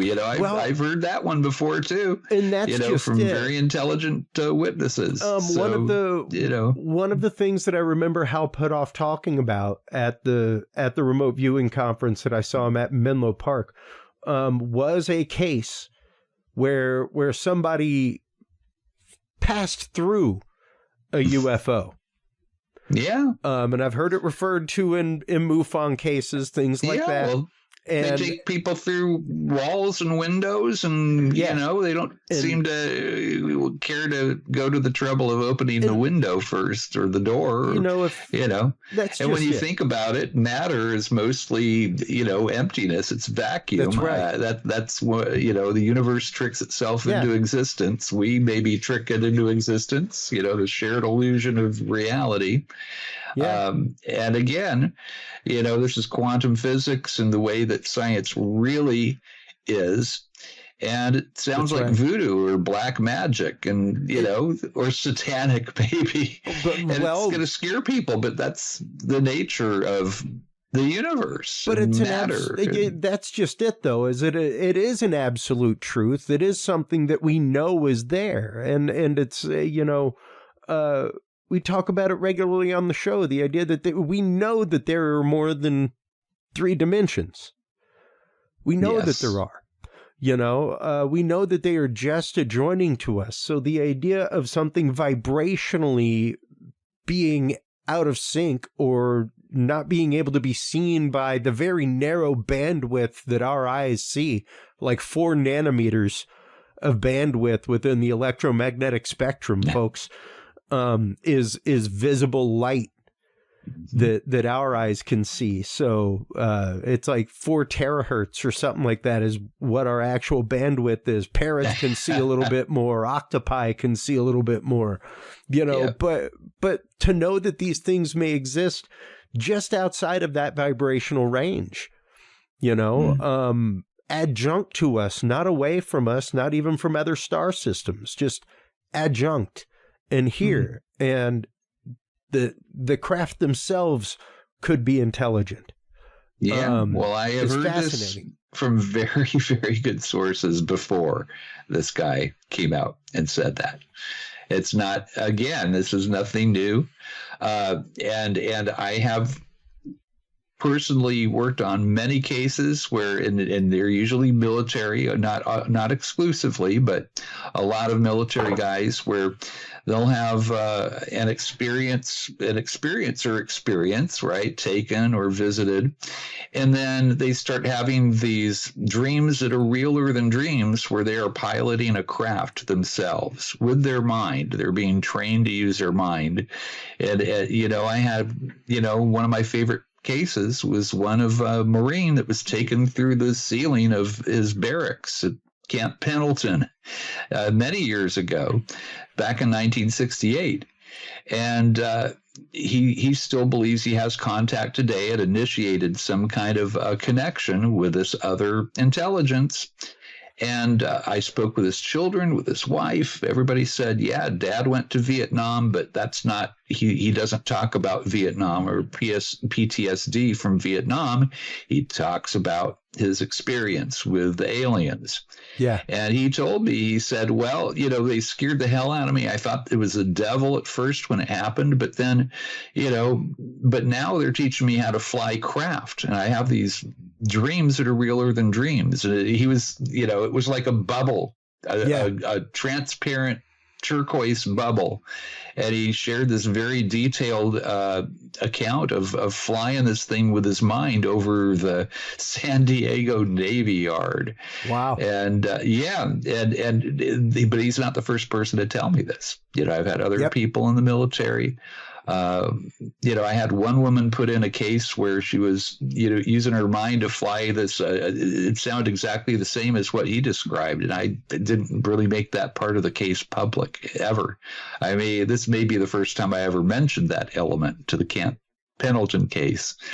I had another woman who she described the same thing with a turquoise bubble shaped like this turquoise sphere of glass that she was in, and that she was being taught to fly this thing with her mind.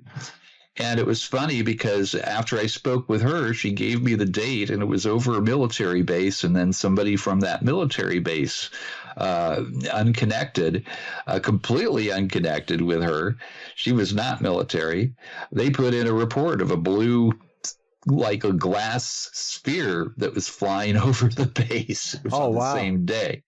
So you tell me, it's a very strange phenomenon. Nothing surprises me. There is no lid to the strangeness of this thing. Well, and people are limiting themselves when they roll their eyes and they say this can't be real, because that's what they said about meteors falling from the sky at one time, and it was proven that rocks do indeed fall from the heavens. One of my favorite books that I actively got at MUFON at the bookstore is this actual scientific desk reference of strange phenomena. And there's another one of strange zoological things, all kinds of stuff. But the fact that this is an actual site, the last time it was printed was 1975, the year I was born. So it's not like it's from ancient history. This was a scientific desk reference from 1975 that has articles going back to the 1600s, things like that, about, crop circles, about strange meteor showers, about lights in the sky, phantom lights, orbs, ball lightning, all kinds of stuff, man. So once again, Clark's laws, aged, respected scientist says something is impossible. He's probably wrong. and any sufficiently advanced technology is indistinguishable from magic. But yet, we encounter natural things that seem like magic to us, and it causes us to roll our eyes. Yeah. Well, it's like paranormal. People have a problem with the term paranormal, and I just say, well, you need to expand your idea and understanding of what normal is. Yeah. You don't have to use the para in front of it. Just have more of an open mind about normalcy, because the universe is weird. That's right. That shouldn't exist. I mean, we shouldn't even exist. This should be nothing, Yeah. But here we are, and that's strange in itself, Yeah, precisely, Which man. came first, the chicken or the egg? Well, and that's a really good question for this one. That's punny. Oh man, these guys have a buzzsaw out here. But it is the fact of, we do have to be more open-minded. We do have to be more inclusive with our definitions of things. One of the most important things out there, I think, is finding universal definitions that work, Earl. And ways that science can talk with each other beyond boundaries, beyond cultural boundaries, things like that. Because without that, once again, you're working in a vacuum. You're working in a cultural vacuum at that point. And the way that you're looking at things. It's the S&M thing, and the fear of someone else, developing some weapon first, and that shuts off all chances of advancement. I mean, Well, I am excited to see what comes of Jake Barber. I was excited to see what came of Grush, and the second round of testimony from things with him and the rest of the panel was fantastic, I thought, and more revelatory than a lot of people thought. Yes. And I think that the things coming from he stepped before inspector generals, things like that. He stepped into skiffs with people and talked about this stuff. So it'll be fascinating to see what comes of the next one, Earl, and what comes of the next hearing about these things. So thank you so much for coming on. Open mind and stay curious. That's right. That's exactly. the trick. Exactly. Okay, guys. Before we let you go, Bud, let everybody know where they can go to catch up with you, where they can go to file their reports there in Southern California and beyond. Well, to find out what we're doing at Southern California MUFON, you can go to SoCalMUFON.com, just SoCalMUFON.com. That's our page there, and you can click around. We have, like different state director's desk. I got to put my new blog up there. I've been slacking on that. We currently have a meeting. We try to do them every 2 months here in Southern California. We had a very rainy day yesterday, and it was after all the fires and everything. And boy, we had a full house. We had a full house yesterday. That's good to hear. It was wonderful. Dustin Eskelson, Utah's state director and ERT member, spoke, and he was fabulous. My wife loved the presentation, and she feels like she lives with an alien. For her to say, I really enjoyed that UFO presentation. That's good stuff. Is saying a lot. She's stuff. Gets her fill of it, just living with me. But but come and join us if you're in Southern California, and you can see some of our past speakers. We do on the last page on there. On the events, I think on that page, we have some videos like Paul Hynek and Steve Bassett and other folks. We will be posting some of Dustin's presentation yesterday. It's fabulous. If you see a UFO or you've had contact with an anomalous entity that you believe is related to UFOs, go to MUFON.com, and on that very front page it will say report a UFO or report an abduction or a being, and that's what you do. And it does. Thank you, MUFON, for having the Starlink satellite explanation up there. Right up top. Every time SpaceX shoots up another Falcon 9 rocket, I get like maybe 5 reports, and because it looks weird. Just remember, normal stuff looks weird, you guys. Normal stuff is weird. Yeah. All right. That's right. Jake Barber included. That's right. I like to meet him. You know, I like him just watching him talk. You know, and be open-minded, folks. And let's see what happens. Right? Exactly. Don't throw the baby out with the bathwater. You know, if you don't like Stephen Greer, you don't like this element or that. You don't have to accept the whole thing. That's right. But just be open-minded, and that's the only way we make progress in this field. Precisely. Yeah.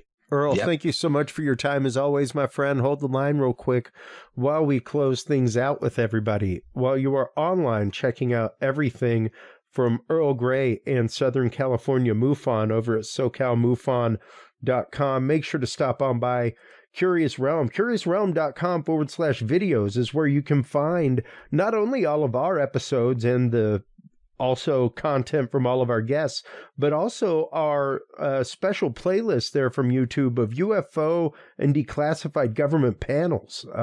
It's fantastic. That's where you can find the entire 3-hour. We have that entire 3-hour Jake Barber interview pinned on there. So go on by, check out that playlist. Make sure to like, follow, subscribe to Curious Realm on YouTube, everybody. Also, make sure to stop on by Curious Research if you are a field researcher in the world of paranormal, cryptozoology, UFO, UAP. We have a great store there with tons of equipment, tons of field stuff, DNA collection equipment, all kinds of things, including our field observation and encounter log. So stop on by, get your copy of that. Thank you so much, everybody, for tuning in tonight. Thank you so much for your open hearts, your open minds. That is what makes the conversation. And without the conversation, humanity does not march forward. So remember, take care of yourselves, take care of each other, and stay curious. We'll talk to you soon. Bye-bye. Thank you for tuning into this episode of The Curious Realm. Stay tuned for more guests, forbidden topics, and hidden truths. Follow us on social media by searching Curious Realm. To download the official Curious Realm app and view the Knowledge Vault, or become a sponsor of Curious Realm, visit our website at curiousrealm.com.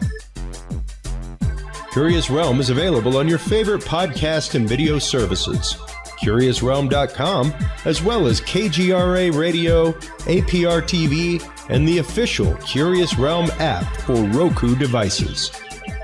Curious Realm is a proud member of the Ground Zero Media and Aftermath Media family of podcasts. For more great shows and members-only content, visit aftermath.media today. Thanks for listening. Stay curious, and remember, the other side is always watching.